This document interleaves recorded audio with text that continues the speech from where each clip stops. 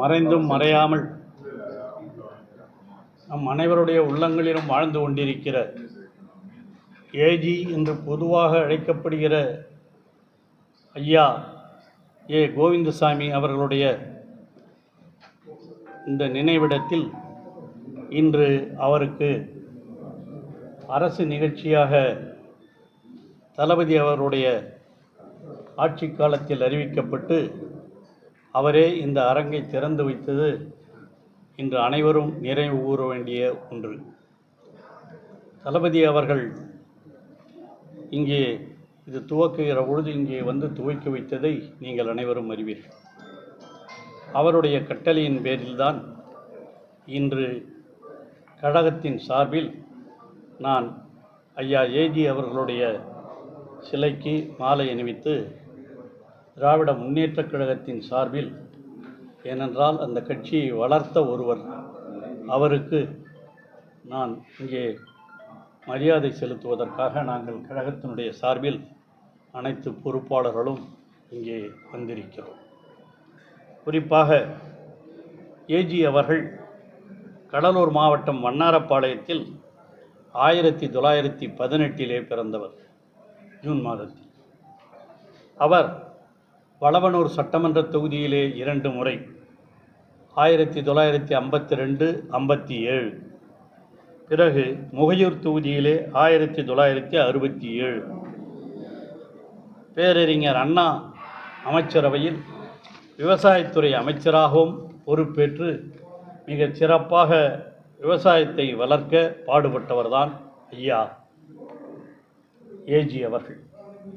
மே 18, 1969 அவர் மறைந்துவிட்டார்.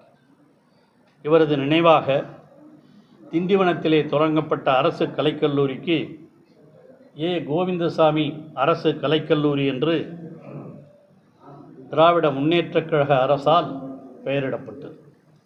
அது மட்டுமல்ல, இவரது பிறந்த நாளை ஜூன் 15 அரசு விழாவாக கொண்டாட நான் முன்பே சொன்னதைப் போல மாண்புமிகு தளபதி அவர்கள் சென்ற ஆண்டு ஆணை பிறப்பித்து தற்போது தமிழ்நாடு அரசின் சார்பிலும் அவருக்கு மரியாதை செலுத்தப்படுகிறது. ஏஜி அவர்களின் நினைவாக இந்த மணிமண்டபம் அமைத்து நான் முன்பே சொன்னதைப் போல தளபதி அவர்களே இங்கே வருகை புரிந்து இங்கே ஒரு பேரணியை நடத்தி இதை திறந்து வைத்தவர் என்பதை யாரும் மறுக்க முடியாது.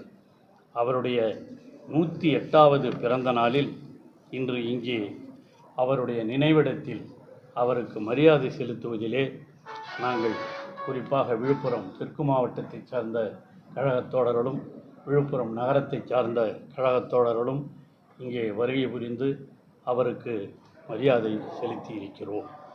நிச்சயமாக அவருடைய புகழ் தமிழர்கள் இருக்கிற வரை, திராவிட இயக்கம் இருக்கிற வரை என்றும் நிலைத்து நிற்கும்.